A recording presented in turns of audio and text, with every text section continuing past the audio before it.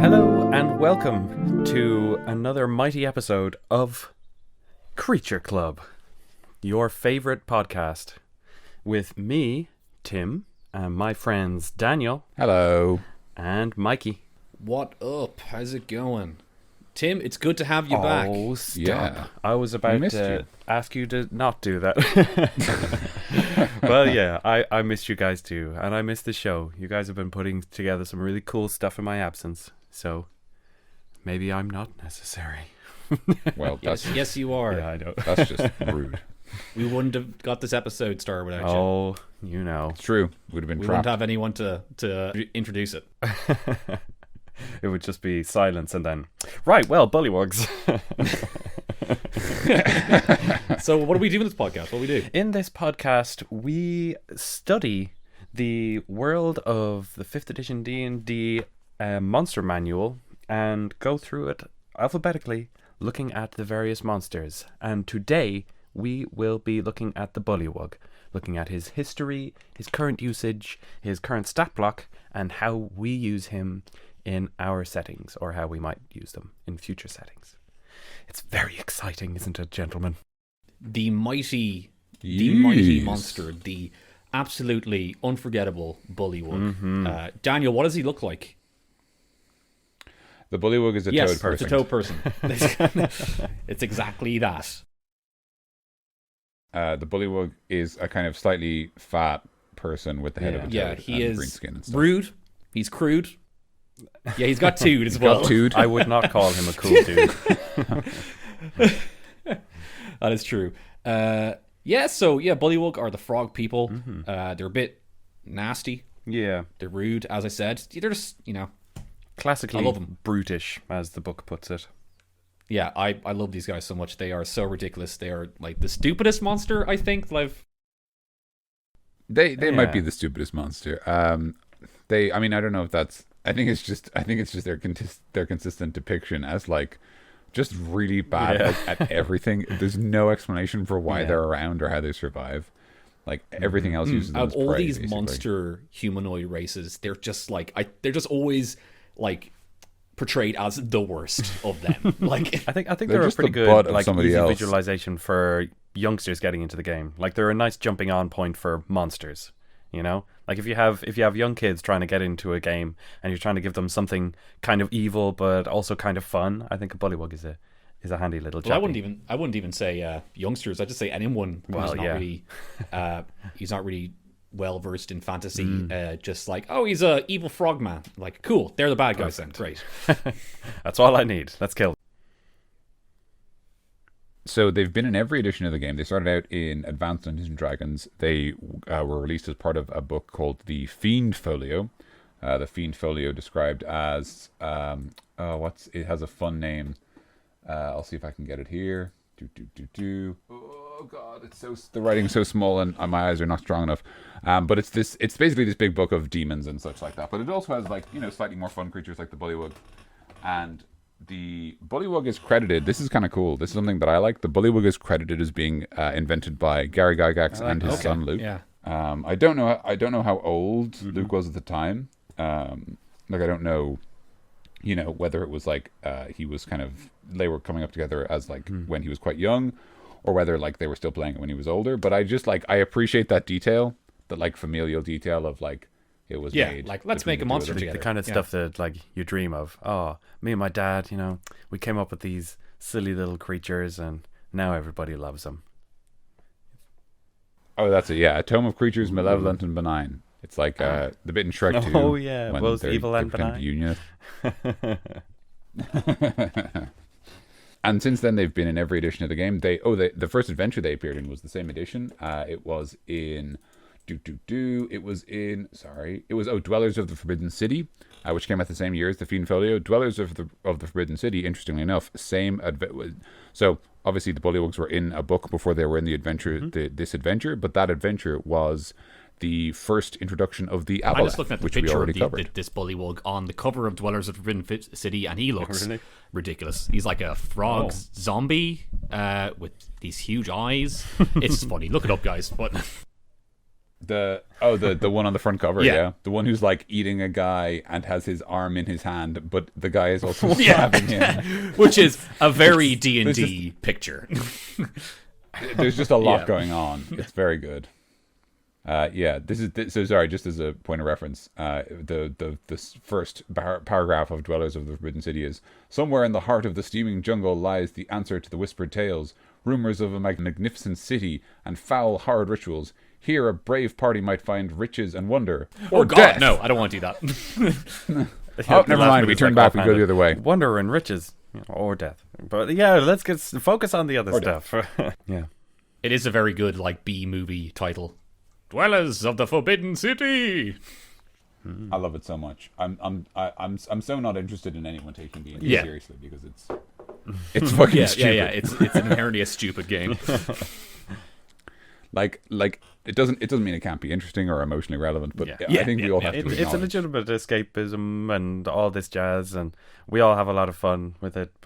And we can take it relatively seriously. I like to take it a little bit seriously, but it is just generally, it's just like you and your mates just coming up with dumb, stupid stuff.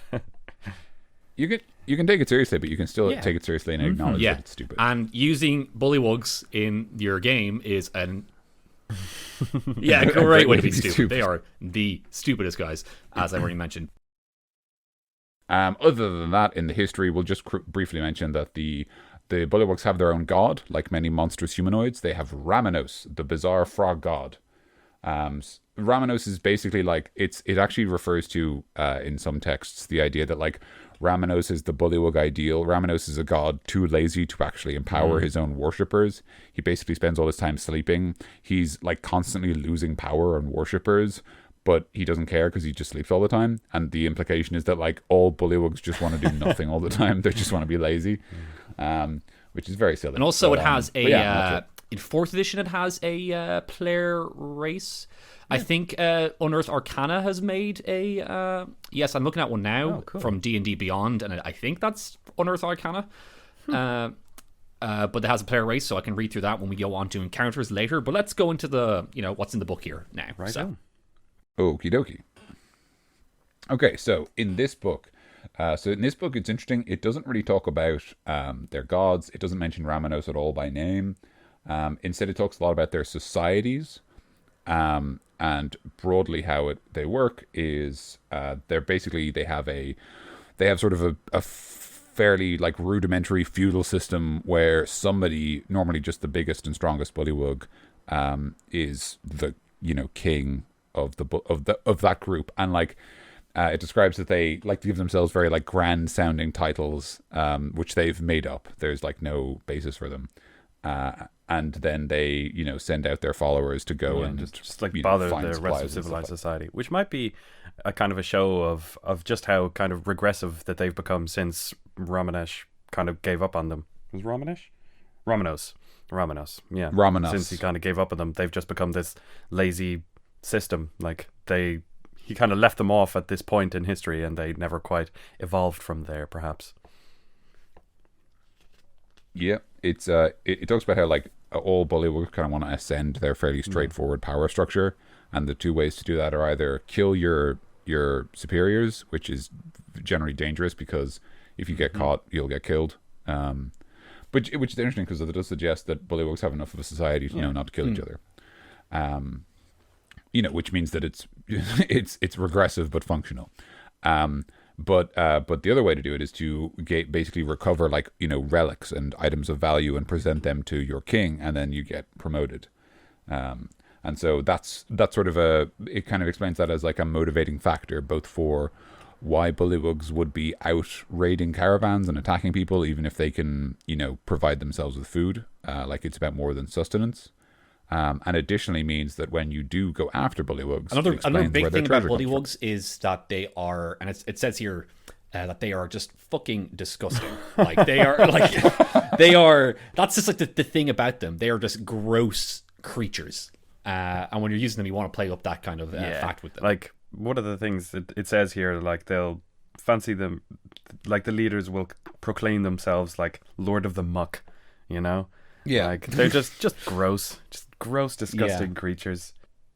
Another thing, they have amphibian allies where you can kind of see them a lot with like giant toads as mounts and stuff, and anything else, any other kind of amphibious creatures you might find in like a swampy area. I read that they will tend to only do that when it's like super convenient for them, and then afterwards they'll like try to eat the thing that helped them, you know, because they're just like pure repugnance. They're like, God, they are the worst. Yeah.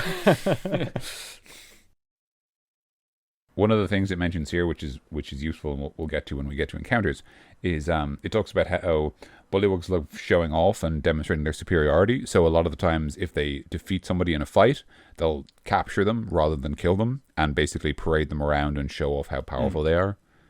And that's obviously great, because that means if your party ever lose a fight to a bullywug tribe, you can be like this is the reason they don't kill you, and it doesn't feel out of character or that you've kind of made things unusual. It's very much like it's very in keeping with how they act, that they want to take these prisoners, and that also acts as a great hook for other things. But we'll get to that. The other thing that's cool is it talks about how the language Bullywug, because it's like a frog language and uses croaks and things like that, it can actually travel really well across distances. Okay.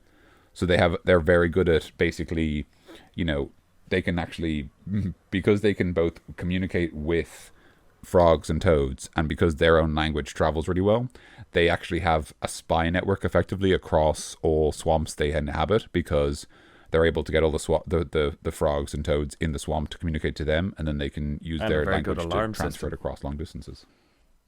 Yes, exactly. So it's worth remembering that whenever your party are in a swamp with bullywugs, the bullywugs almost certainly know that they're there. And if the party do, and like, because what you have to remember is in that context, the party are not just being like if, say, for example, they declare we'd like to move quietly and avoid being detected, they have to avoid not only the actual bullywugs but also all of the toads and frogs in a swamp. And like, not only is that kind of infeasible as a feat, but also it doesn't seem like something a party would do unless they knew about it. You know what I mean? Like if you were moving through a swamp and you're like, we don't want to get caught by bullywugs, you wouldn't be like, every toad is a bullywug. And if you did know that it really ridiculous. Wouldn't be like the kind of thing to motivate you to do that. You're like, okay, we're going to hunt these bullywugs. Right. We have to avoid all these frogs. And how I suggest to, we'll just raise the salt level of the water so that the frogs go away. Yeah. Over the course of 10 years, we'll increase the saline amount in the water. Excellent role-playing. Excellent RPGing. And finally, it also mentions how the bullywugs might use giant toads as mounts, and when they do, the fact that the frog can swallow creatures whole and keep them in their mouth is really useful mount for to have capturing for just any adventure. Actually, a giant toad. That's a good idea. Shall we go into the stat block? I realise I haven't actually said too much. I've just been saying, let's do this, guys. That's been my... Sometimes we need direction. That's all right, man. Provide that. Yeah. Yeah, man, you're like our captain. I am the captain now. And we're the helmsman. And Tim's our ship. I'm the jester, if anything. Let's meat and potatoes, guys. It's the stat block. Oh, yeah.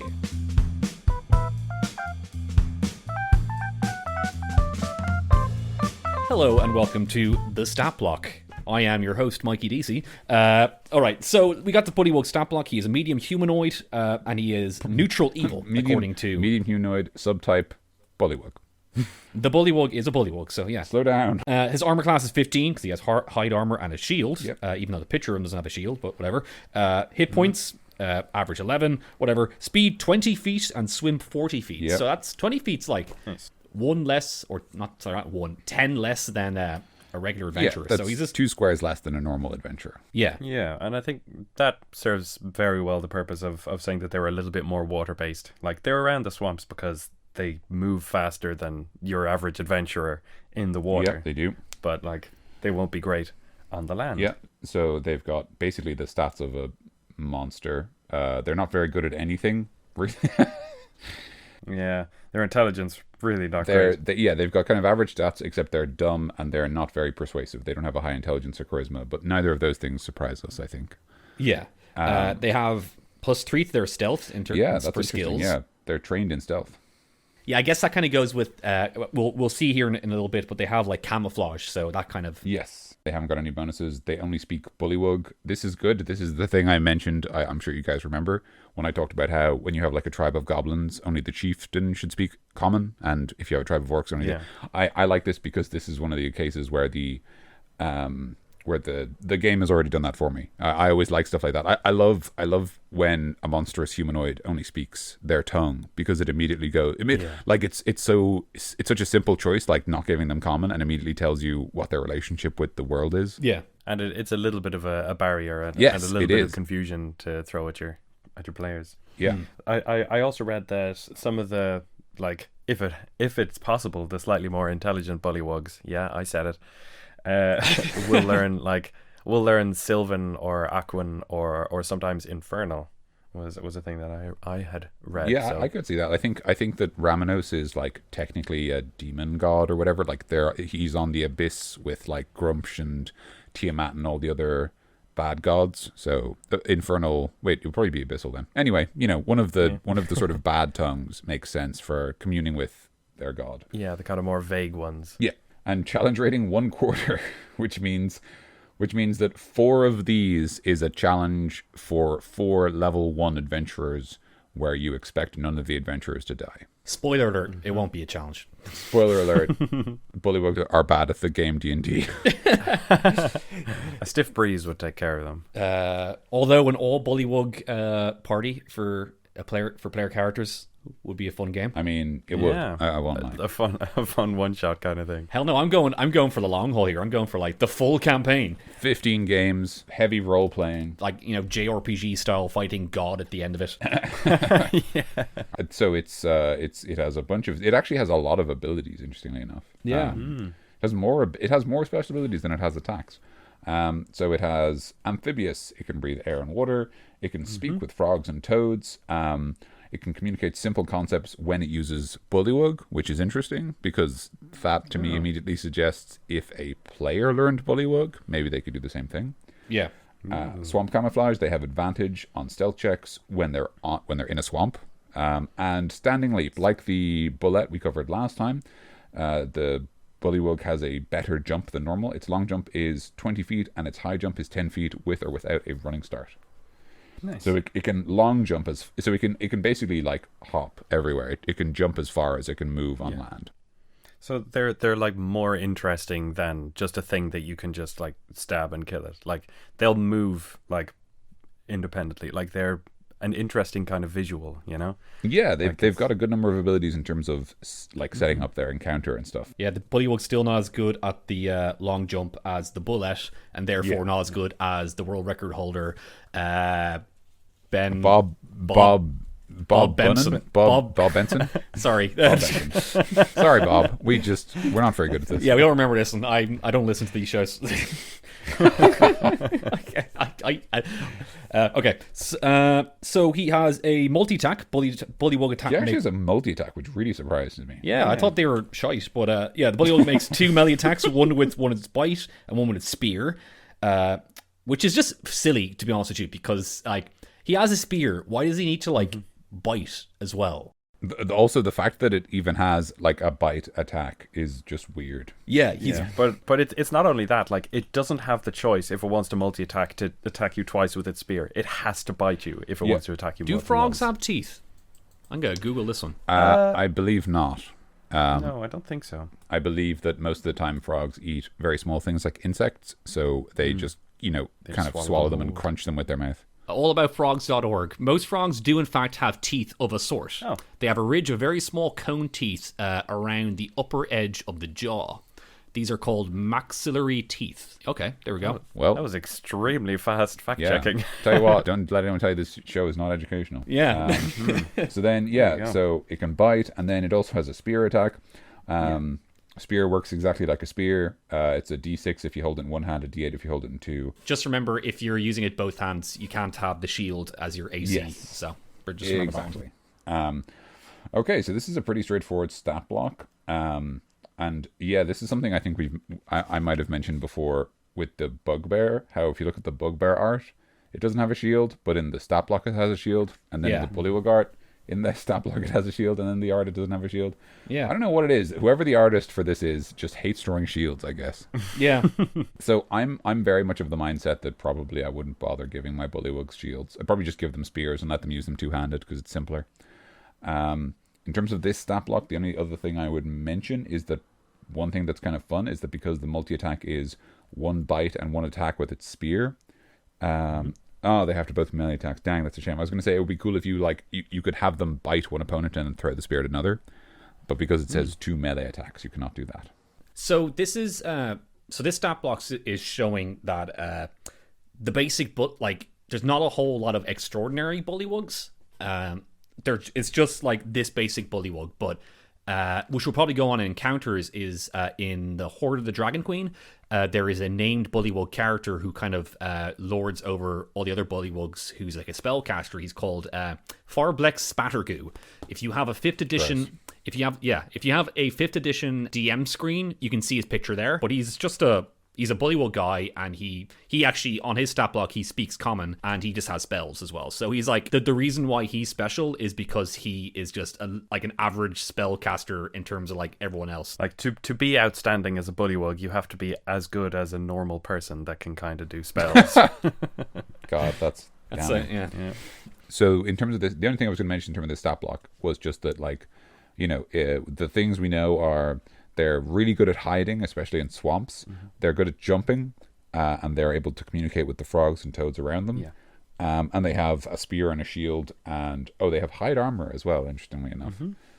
So they've got very rudimentary gear, and based on how their stats are aligned, it's reasonable to say that they are probably going to try and ambush the party. Yeah. Like the bugbears we covered before, they're good at sneaking, and they know they're good at sneaking.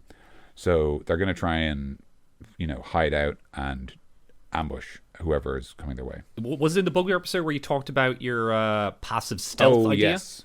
Yes. Do we want to go over that real quick, but in the context of Bullywugs right now? Actually, let's forget about that for 1 second. Anything else before we end the stat block? Yeah, sorry, good idea. Yeah, I get you. Do we have anything else that we got to talk about? Nope. To this stat block, I think we're good. Timothy? Nope. Cool. Let's do dessert. Let's go on to encounters.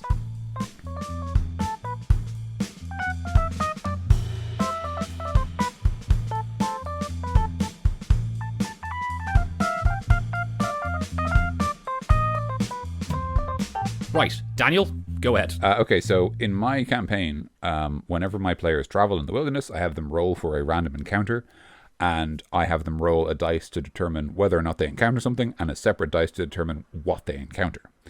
And when determining kind of who attacks who, because one of the ideas in D&D is that when two parties meet on the field, whoever kind of is sneakier than the other gets the advantage normally, and that's referred to as a surprise round. So what I do is, rather than have all my players roll stealth checks and all the enemies roll perception checks, which would take a long time and kind of give away the game a little bit, for every character in the party, I get their passive stealth, which works the exact same way as the passive perception that's already on your character sheet. It's 10 plus whatever your perception bonus is. If the player has disadvantage on stealth, like they're wearing heavy armor, then they get -4. If for whatever reason they had advantage on stealth, like these Bullywugs do, they would get +4. So in the context of my system, these Bullywugs would have a passive 17 stealth, basically, as long as they were in a swamp. Otherwise, they would have 13. So it's reasonable to assume with my system that the party are very unlikely to spot the Bullywugs unless they search for them. So that makes them immediately... It's interesting because it does two things. First of all, it means that the Bullywugs can decide, and this is something you can do that's very on brand for Bullywugs. They could decide, I don't fancy our chances. And they leave, and they just leave. And maybe they go and get friends, and then you get jumped by more Bullywugs later. You hear lots of croaking. And exactly. You hear lots of croaking because they're having a conversation around you. Or they spring out and they toss their spears. They get advantage because it's a surprise attack, and then they scarper. Unless the fight surprisingly goes well. But that's something to consider, is that like if you wanted to make it nice and straightforward, you can basically consider that like if bullywugs are hiding in a swamp, your players have to beat a DC of 17 to find them. Pretty hefty. I think I mentioned this when we talked about bugbears as well, DC, is that if creatures are kind of naturally sneaky, it's reasonable to assume that they can extend that sneakiness to like knowing how to hide their base, so they're like a little harder to find. Oh yeah. I think it's also a kind of a balancing thing, I'd say. Like, because you're in their territory, they are awful, but, you know, they do have this one thing going for them, which makes them, like, last longer as an opponent, and also, like, be a kind of a legitimate threat, you know? Yeah. Like, if you don't spot them on the initial opportunity, then they'll go and either get more friends, or they'll get their giant frogs, or their, you know, whatever backup stuff that they have, you know? I personally see bullywugs as, well, as we can see by stat block, they're not spectacular monsters, but I kind of picture them as like a quantity over quality kind of monster. Then you can definitely see a whole, like, a load of bullywugs in like a bullywug, like, you know, settlement, or like a bullywug clan. As in, if you're going near bullywugs, there is a whole lot of them, and you're kind of afraid of one of them calling for reinforcements. But if you happen to just like get the sneak on them and take them down, then you'll be okay. It's a good deferral, and as a DM, that's like a good hook for yourself, you know? Yeah. Like, doing that is a good way to, like, for yourself, know that you're not just going to be throwing wet tissues at your players, you know? Yeah. I think we'll break this down a bit. So I think it's reasonable to say that our default fight with like whatever, like let's say we've got a level 1 party and it's 4 bullywugs. The bullywugs, the only thing they get to do basically is sneak up on the party and jump them. Yeah.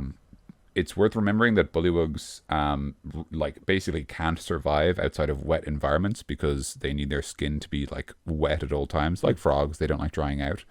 So it would be very unusual to find them away from water or swamps or rainforests, like where they prefer. So since they're going to be in those environments, they're going to get their swampy camouflage. It's just called swamp camouflage. Their swampy camouflage, which is going to mean that they're going to be very good at hiding from your party, which means they're probably going to get the drop on them.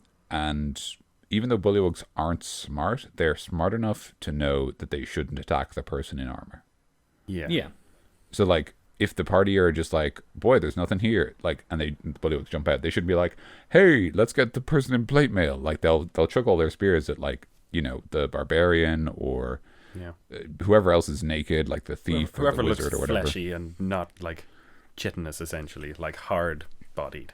You know, I mean, well, remember, they wear hide armor, so they understand the idea of armor. Mm-hmm.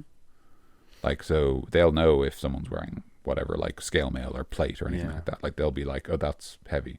Also, because if they're wearing scale mail or plate, they'll make a lot of noise. So yeah, I think it's fair to say that, like, in between the fact that they have this kind of swamp camouflage advantage, and as we mentioned, they have their kind of network of frogs that feed them information, that the bullywugs will very rarely be surprised by the players, and it's much more likely that the players will get the drop on them. So they're, as we've said, like, they are, to be honest, their bonuses to hit and to damage are both awful. Like, they are like not very likely to, they're basically not likely to hit anyone with any armor or a shield. If your players either have the presence of mind to put on armor or carry a shield, they're probably fine. Like, bullywugs are not even likely to hit anyone. So the main advantages that the bullywugs will have will be that first round advantage where the players don't even know they're there, and they might have the numbers advantage. You might give them an extra bullywug versus the players. And what's nice is that if the players manage to fend off the bullywugs can run away by jumping into water because they move faster than the party.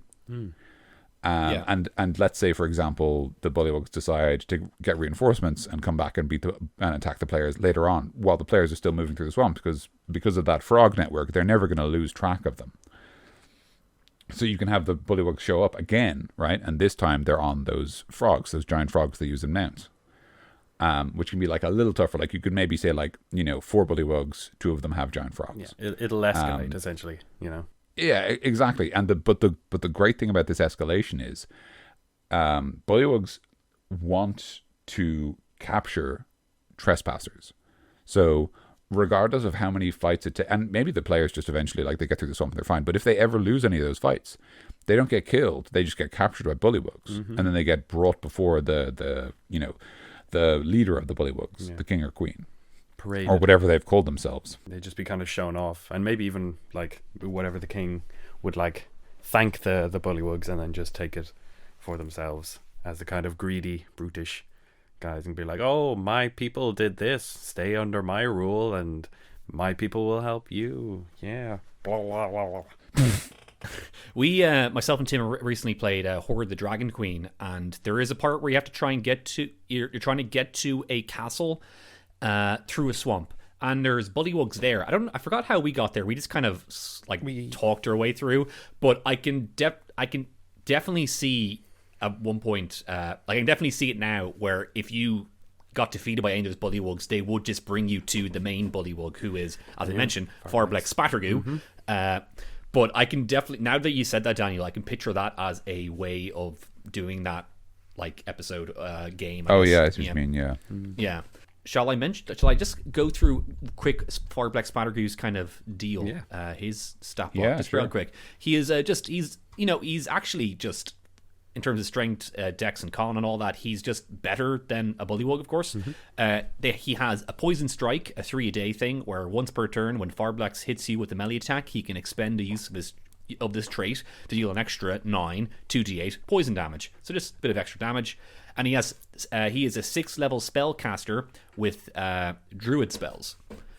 So he has like Druidcraft, Guidance, Poison Cloud, Cure Wounds, Entangle, Healing Word, Bark Skin, Beast Sense, Spike Growth, Plant Growth, and Waterworks. So he just has a couple of spells. So, and he has a spear, and he has a bite, and the camouflage and all that. It's the same bullywug stuff. So if you can kind of go with the angle of if you want a bullywug shaman, then just make a bullywug, bring up his ability scores a bit, give him some more hit points, and give him a couple spells, or make him like a bullywug brute, which I don't think really exists, but you can do that if you want. Yeah. If you ever want to make something like a bullywug brute or whatever, my strategy is, what I do is I look at the NPCs at the very back of this monster manual that we're reading through. So let's say, for example, I want to make a bullywug brute. I think there is a berserker in here, which I think is pretty good. So what I'll actually do is I'll just grab the berserker and the bullywug stats, and I'll put them side by side, and I will always use the higher of the two stats. So I always create a creature that's like the best of both. So they have, all the benefits of the bullywug traits, and then they also get some cool berserker abilities, and they're a little tougher and a little stronger. And I just use the challenge rating of whichever creature has a higher challenge rating, which is a sort of a fairly straightforward guide.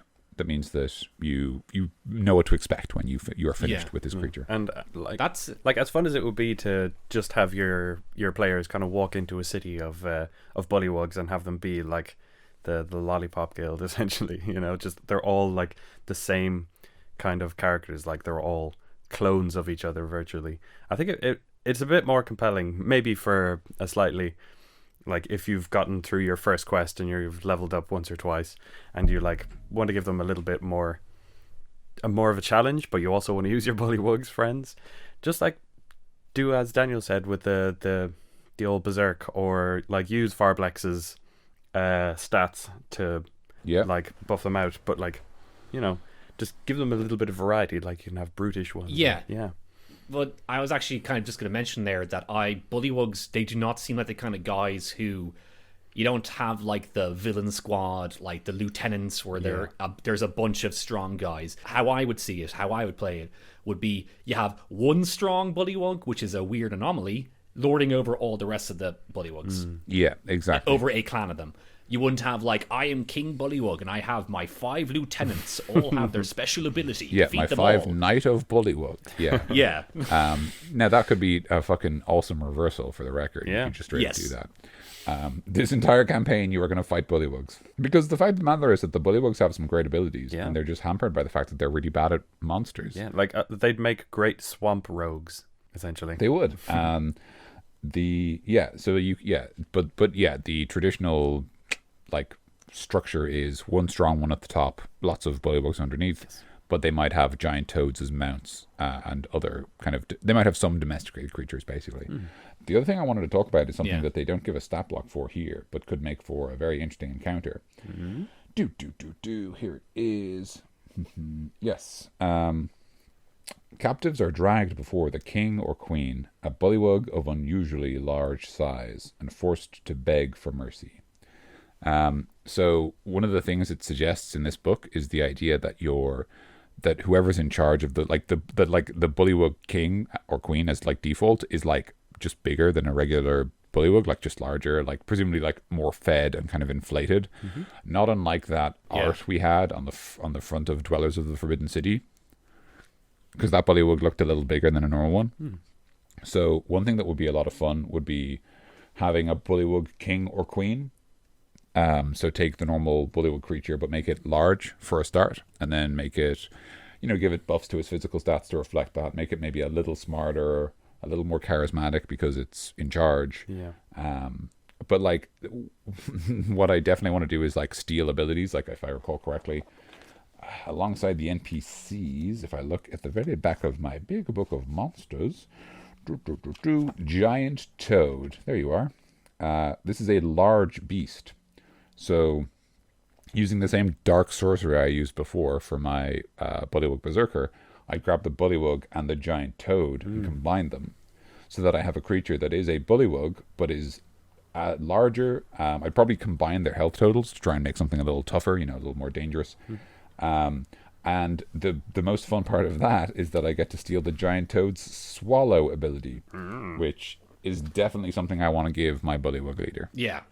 Yeah, I can kind of picture this Bullywug leader like being really fat and inflated and just sitting down on some sort of throne and like being almost too fat to get up, but kind of just one of those leaders that like the Bullywugs will like keep. You would bring everyone there, kind of. Yeah, I can't help but picture like the Lord Jabu Jabu kind of. Yeah, kind of like that. Yeah, or almost like the Zora King, where he was too fat to like when he was like, let me move out of the way for you, and he took like. Oh, sorry, he's not Lord Jabu Jabu. Yeah, sorry. Lord Jabu Jabu is the big fish. Yeah, sorry. Like he took like 5 minutes to like move out of the way with the wee. Yeah, sorry, that's a Zelda reference for you guys. So 4E has a couple of different Bullywugs, a variety of them. I won't go too much into the stat block, but I'll just give you the names, just to kind of maybe give you guys some inspiration. You have the Bullywug Mucker. Strong and stout, a Bullywug Mucker leaps into combat to knock foes prone. So his deal, just real quick, he has an ability called Bully. So a Bullywug Mucker's attack deals 1d6 extra damage against prone targets. Oh. So he's just he's a bit of a dick. That's awful. And his special attack is Bullywug Rush, which is that he attacks someone and gets to knock them prone. Yeah. Although hilariously, sorry, I just realized he jumps on someone, attacks them, knocks them prone, and then falls prone. Which is the most Bullywug power I can imagine. Yeah, I can picture just like he's like, I'm gonna Bullywug Rush, and then he jumps on you, and he also falls over, and you guys just rolls over. Yeah, you're just slapping each other on the ground. So the Bullywug Twitcher is another one. A Bullywug Twitcher spasms around the battlefield erratically, making it hard to know where its javelins will land. Yeah, that one's just weird. That's pretty strange. Spasmodic Hop marks the Bullywug Twitcher on end. Shift 4 squares for the attack. He just like twitches around the place and attacks you. So he does big jumps. Yeah, big jumps. There's the Bullywug Wild boy. Bullywug Croaker. Weak and flabby, a croaker belches foul gas in loud croaks. I would actually picture that ability being pretty cool for like one of your Bullywug Kings or something, where they're just the one I was like mentioning anyway, where he's so fat and he just belches foul gas. If you want to be a little bit crude with your game, I personally wouldn't do it because I'm a bit more highbrow. Yeah, true. Of course, yeah. And there's the Bullywug Mudlord. A Mudlord possesses greater intelligence than others of its kind. It prefers to keep out of harm's way and has no compunctions about sacrificing underlings. This guy's pretty cool, actually. Yeah. But I guess the concept of a Mudlord, just the idea of like the title Mudlord, could be used for like any Bullywug who's better than the average Bullywug. But what does this guy have specifically on his stat block? So he has 2 powers, electric reflux, Oh, which is gross. So he basically vomits up electricity. It deals some cold and lightning damage, and anyone hit is dazed, which is pretty good. And then he has Fiery Croak, which is actually kind of cool. It's actually more like it's almost like a fireball. He like targets somewhere within range, and in a burst, everyone takes some fire and like thunder damage, which obviously represent like sonic energy. Yeah, these are two abilities that you could easily put into 5th edition. Actually. Yeah, I was gonna say you can absolutely steal both of these. And then he has a really nice, very very humanoid monster ability called Necessary Sacrifices, which is if any of the areas of his attacks include an ally, he gets +2 to hit. These guys are the worst. They are literally the worst. And speaking of being the worst, so 4E has the best thing ever called Nature's Release.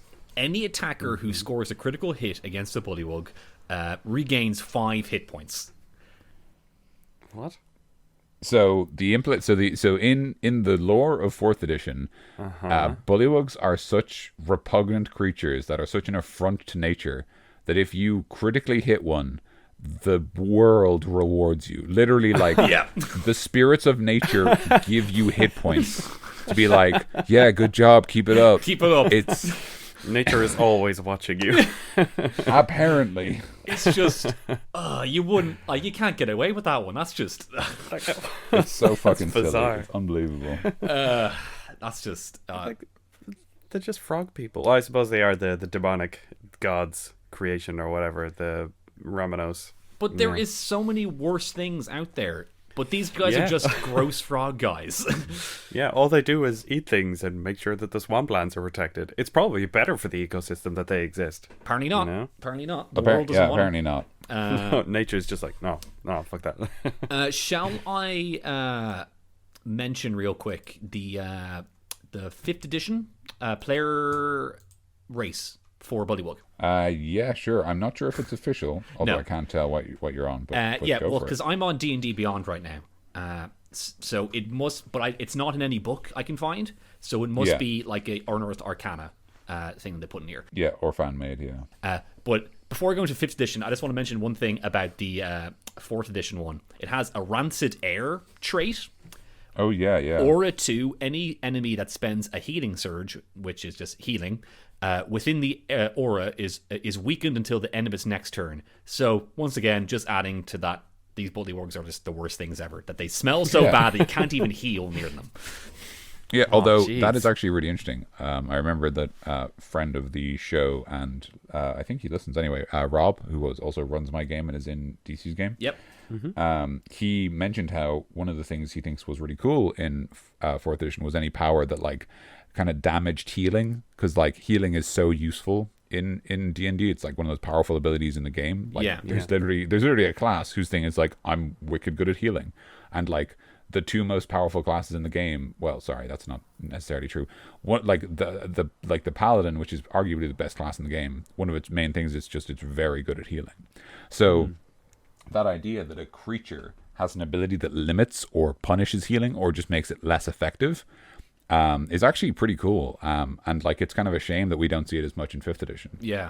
So it would be pretty cool to take that idea, that like Rancid Air idea, that like it's harder to heal near certain Bullywugs, and maybe only give it to like your boss or like one specific kind of Bullywug who's like kind of a, you know, the Rot Master or something like that. And like if you're within 2 squares of it, you know, all healing is just halved, would be like a very kind of clean solution for 5th edition, right? Because 5th edition likes to have less math. Yeah. Just say that like all healing is halved, or just say, you know, all healing, because we're still kind of playing with low CRs here. You could just say something as simple as like all healing heals 2 less, minimum 1. Maybe like if you have like low level potions, they putrefy and you can't use them anymore. Maybe Potions. Be another effect. Yeah, potions. Potions. And food. Potions. Okay, so I'll read through the Bullywug Unearthed Arcana, I guess. You sent it on to us. I'm pretty sure. Yeah, I sent it on to you guys in case you want to read on. Sorry, people at home, I can't send it on to you guys, but you can look it up if you really want. So, ability score increase, it gets a +2 to Dex and a +1 to Constitution. pretty solid. Makes sense for a Bullywug, and also plus the Constitution is always good. Age, Bullywugs mature at age 14 to 16, tend to live up to 60 to 80 years, average, like a human. Alignment, they tend to be towards neutral alignments, with most elements being at evil to chaotic variety. Though some Bullywug adventurers stray towards neutral good to chaotic good paths, which is when you see a good Bullywug, it's fucking hilarious. You stand from 4 to 7 feet tall, so that's pretty drastic, but yeah. That's a pretty, big stretch. Yeah. Weigh from 100 to 300 pounds, your size is medium. Languages, you speak Common and Bullywug. Bullywug being... That's handy. Yeah, it's handy. Bullywug being the croaking thing, but as well, because of that, you have speak with frogs and toads. Movement, your walking speed is 30 feet with a swimming speed of 40 feet, so you're 10 better than a regular Bullywug that's in the thing. Yeah, that's interesting. I was going to say. What are you doing adventuring? You could be a king of Bullywugs. You could be a king of these bully people. I can move 10 feet faster than you across land. Oh, that's an excellent backstory. Like, I was going to be king of the Bullywugs, but my brother now has the throne. Amphibious, breathing in and out of water. Giant leap. Very handy. Bullywugs have 20 feet long jump and 10 feet high jump with or without a running start. As I said, speak to frogs and toads. You can communicate with frogs and toads in the Bullywug language. Natural camouflage, like we mentioned with the regular one, but this time it has, instead of just swamps, it's in forests, jungles, bogs, and marshes, etc. Natural weapon. Handy, yeah. Yeah, very handy. And natural weapons, you do a d6 bludgeoning damage with your bite. And you're Which also, is interesting. Yeah. Sorry. Go on. And you're proficient with it, and you use strength as modifier for the attack and damage rolls. What you going to say, Dan? I was going to say that's interesting because it's actually the bite is a D4 in the book. Okay. The Bullywug's bite is a D4. So again, we have a case here where this Bullywug is just seemingly stronger than normal ones. Yeah. I might be inclined to reduce those things, but that's sort of, that's the DM's prerogative. Anyway, This is because it's most likely an Unearthed Arcana. It's kind of fan made, so there's probably a little bit of like, if someone's gonna play it, then you might need to do a bit of compromise with it. It might also be the fact that they want to make it like as powerful as other races. So like if it did have just the Bullywug traits, it would be a lot weaker, and even though obviously that's like appropriate or whatever, that can still feel bad when your player is actually playing that race. So I'd assume that a lot of these are kind of their conceits so that you don't feel like bad just for playing one race in particular. Because I think a lot of the player races, when they do the kind of balancing thing for the stats, like Dragonborn get +2 to whatever, and -1 to whatever, I feel like a Bullywug race would only have negatives. Like, I can't think of a positive kind of trait that it would have of its stats. Like, what would you give a Bullywug as a plus? Well, they're always supposed to have been actually dexterity and constitution have always been their good stats, because they're good at jumping and leaping and moving around and being quiet and staying stealthy. And also they're supposed to be pretty tough because they basically just eat everything. Like they have a really strong, like when you think about constitution as not being like how many hit points you have, but also like how good are you at not getting a disease. And like if you think about how the disgusting conditions that Bullywugs live in and they don't get any diseases. Okay, fair enough. That's cool. So he has amphibian acrobatics. Basically, he has proficiency in athletics and acrobatics because he has great legs. Wait, it's or acrobatics. Or acrobatics. Okay, sorry about that. Athletics no, it's fine. Or acrobatics because he has great legs, great frog legs that he can jump well with, and he also has advantage with athletics and acrobatics because he has slippery hide. Advantage when you want to free yourself from being grappled. So that's also pretty hilarious. Where someone's for like, I got you, Bullywug. Oh, do you? Oh God, he's so slimy. He's so slimy. No. I think I might roll a Bullywug next time, guys. These guys are pretty good. You say that every time we look at a monster. That's true. Yeah. Well, that's fine. You're just gonna have to play a hybrid. Yeah. Oh yeah. But that's the thing about a lot of these UA and these Volo's Guide monster races. They throw a lot of traits and features onto them. Like a lot of them you have to keep count of, like a lot more compared to like just the player's handbook. But I guess they want to go with a lot of the ones that are in the monsters manual already for them. Yeah. I think one thing you could do that would be really simple and might be kind of interesting is take the traits here and apply them to your Bullywug monsters. at the very least, giving them the slippery hide one might be interesting. Yes, I think that should be there. That's a good one. That seems like a handy kind of defensive trait that, again, just makes them a little harder to kill. Yeah, and that's the Bullywug player race for 5th edition. Enjoy, everybody. The best example I can think of a character frog that might be worth reflecting in a Bullywug is Mr. Toad from The Wind of the Willows. Oh, yeah. Yeah. He's just probably a bard, just completely full of himself and like very dramatic and loud. And I'm remembering the live action version, so he does a lot of singing in that as well about himself. Or Frog from Chrono Trigger. He's a knight who I'm pretty sure was turned into a frog for luck, and he's just trying to get his body back, I think, something like that. But let me show you a picture of him. That's a nice story hook as well. Yeah, very much. Like maybe you can say that you're a guy who got turned into one. Oh, Frog looks rad. Yeah, he's like a warrior guy. Nice. And that's that in Chrono Trigger. Akira Toriyama of Dragon Ball fame did all the designs for him. So isn't that something that happened in your game with the paladins? yes, friend of the podcast, Owen, his character is a paladin, and his backstory is that he got changed into like a half ogre. Oh, I meant that time that Dave was like, it was like you meet. Do you want to tell that story? Okay, yeah. So sorry, finishing up the story with Owen. I know it's something to do now, but like, yeah, his character in the backstory got turned into a half ogre, and he's not necessarily trying to get his body back, but he's like, I guess that's his character arc. But okay, yeah, there are some fan theories about him, but we won't get into them. We'll get into that when we go into ogres or something. But yeah, no. In one game I was doing, a friend of the podcast, Dave, he was doing a adventure he found online on the internet, and we were all kind of giddy that night. I think we had a bit to drink or something, but it was introducing these paladins of Pelor, and they had helmets on, and then they were about to take off their helmets, and I just kept saying to Dave, because I was very giddy, I was like, Dave, making bullywugs, making bullywugs, making bullywugs, making bullywugs. And he takes the helmet off, and it's like, and you see a noble bullywug paladin. Oh god, why did I say that? So beautiful. Yeah, so the noble bullywugs of Pelor, and that just became like a meme in our games now, where there's bullywugs of Pelor.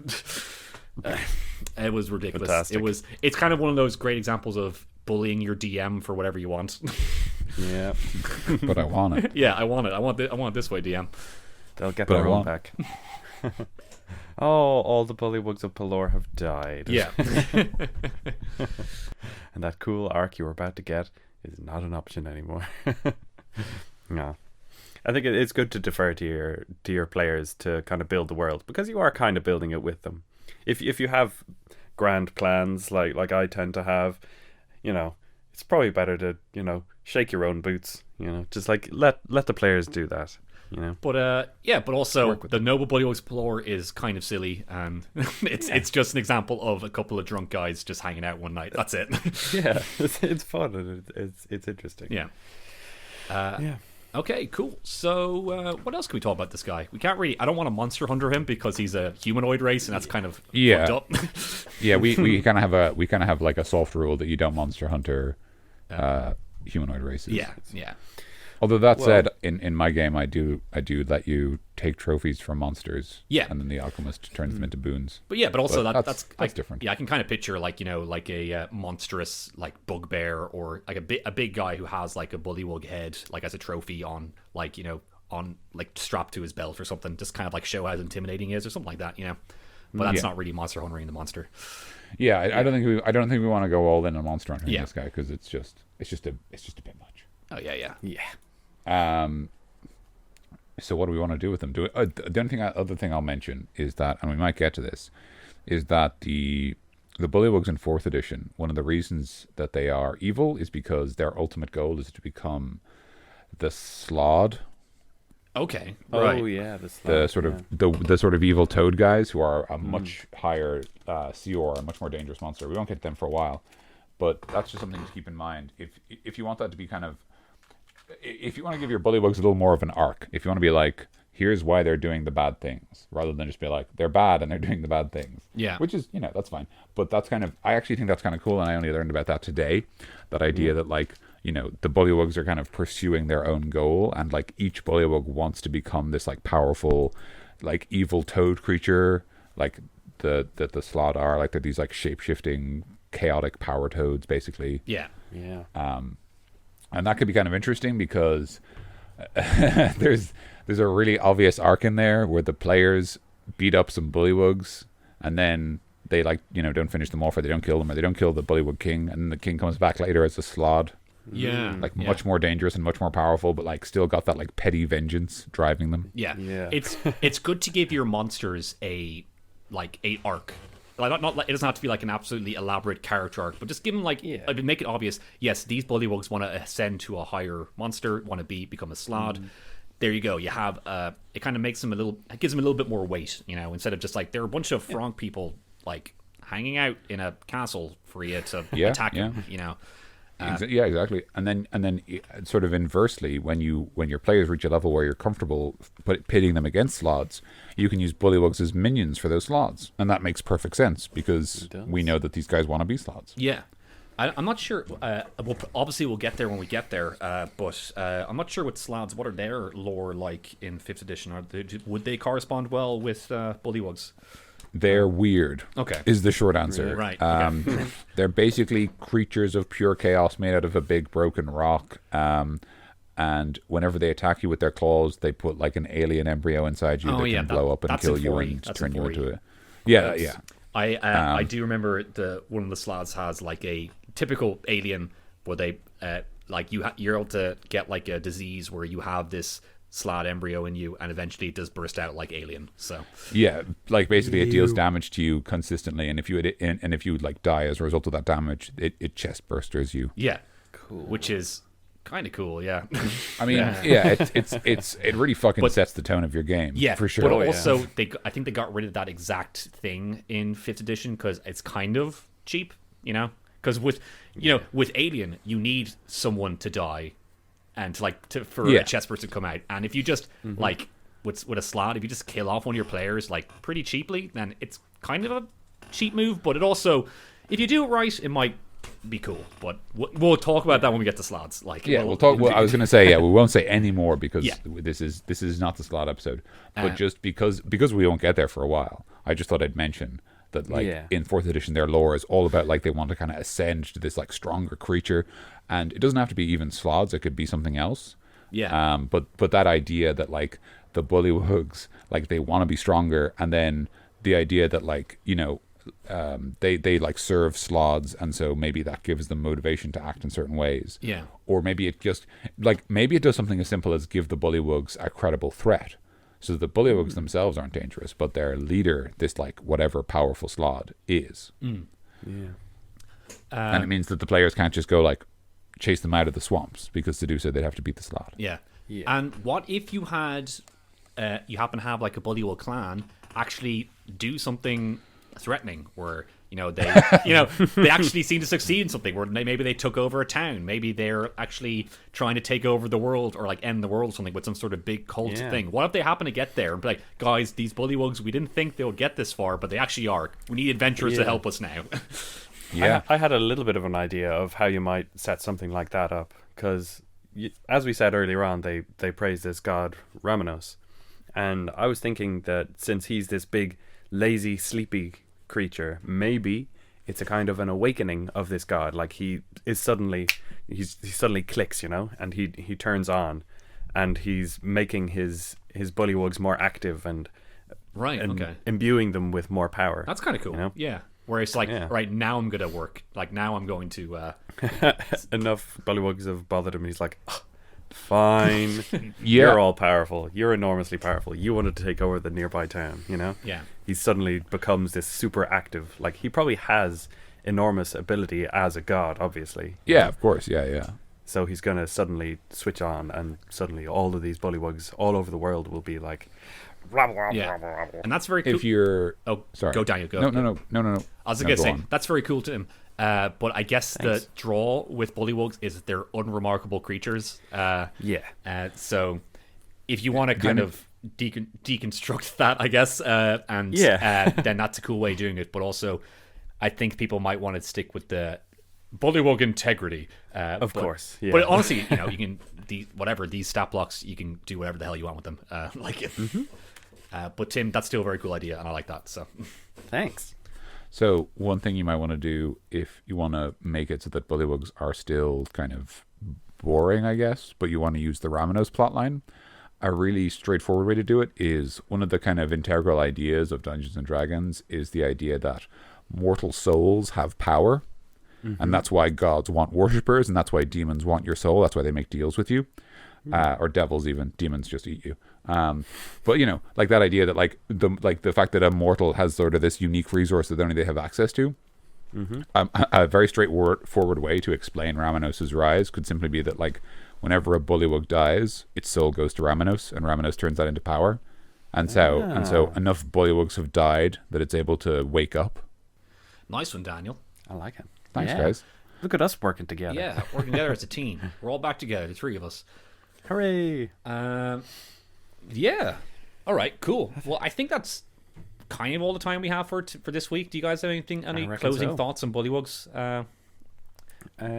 Really. They another fun way to make them really powerful would be just have them fluke and find a really powerful magic item. Yes, that could be a fun way to give it to your players. I love that. That's great. It's such a good hook. Yeah. Just like, yeah, just something Find the really gauntlets powerful, of like ogre strength or something. yeah, or like just like Hill a giant. really like a what was it, like the Wand of Wonder, the one that like does random spell effects all the time, something like or that. This fucking frog has the armor of invulnerability. Take him down. He keeps just body slamming people. Perfect. He took on an entire castle by himself. That's great. I love that. I'm gonna do that, guys. Yeah. Perfect. So yeah, this is kind of a bit of a hectic episode because it's kind of a you know, there's not a lot to Bullywugs, but they're still kind of one of my favorites. You know, they have a soft place. Oh, they're great. Yeah.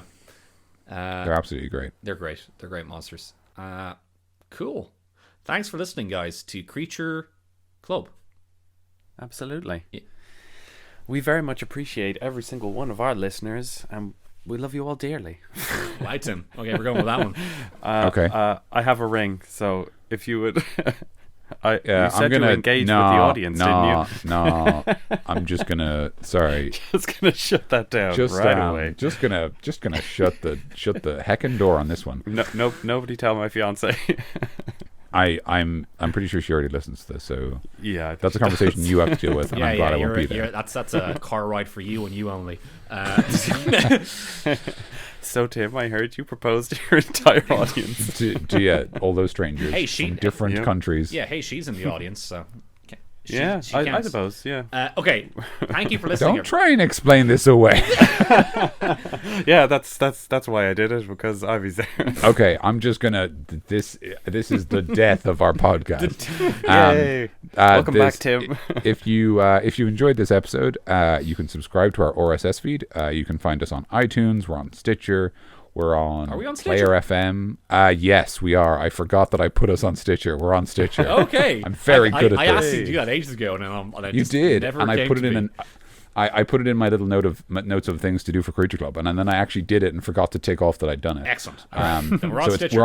We're on Stitcher. We're on Player FM. We're on iTunes. We've also got the RSS feed on our website, so you can just if you have any sort of RSS subscriber, you can just grab that. Yep. We've got you can comment on the episode below. Actually, that's always cool to hear from you. We've got a Gmail, creatureclubpodcast@gmail.com. I've got it on my phone. We've all got the login, so we're always keeping an eye on it. So if you have any homebrews you want to send us, or just any commentary or feedback on the episode, if you've used Bullywugs in your campaign in different ways, if you've used them as the sort of terrible amphibian meat shields that they are, or if you've done something different with them, maybe you've given them an artifact or something else, it'd be great to hear from you. It's always cool to get interesting ideas and share them. Absolutely. I've forgotten the other thing I was going to say. Sorry. Oh, if you've enjoyed this, it'd be great if you'd share it with your friends who play D&D. Yeah. We know it's a little bit like, as someone who listens to a lot of podcasts, it can be a little bit anxious to suggest a podcast to somebody because you're like, I hope you like the thing that I like. But one of the we do our best, I swear. One of the weirdest things is recommending a online content to somebody. I think Yeah. I can easily do it like maybe a show or like a movie or something. Yeah. But when it comes to watch these weirdos from another country with me, like it's a bit strange. It's kind of a bit more personal. But if you guys end up doing that, that's really cool, and thank you very much. Yeah. Yes, absolutely. Because honestly, that's how it gets a name around, and we don't mind either way. We like more people listening to us, and we want to help out as many of you guys as we can. Yeah, I mean, we're going to keep doing it regardless, but it would be nice to have like an audience, of course, even more of an audience. Yeah, we have an audience already, so yeah, we do. A lovely bunch. We do. We have gotten all of your comments. We get them in the Gmail, and they are all very much appreciated. Yeah, we'll have some nice constructive criticisms and stuff, and it's been pretty helpful. Yeah, you guys are great. We read them all. Yeah, it actually has. Yeah.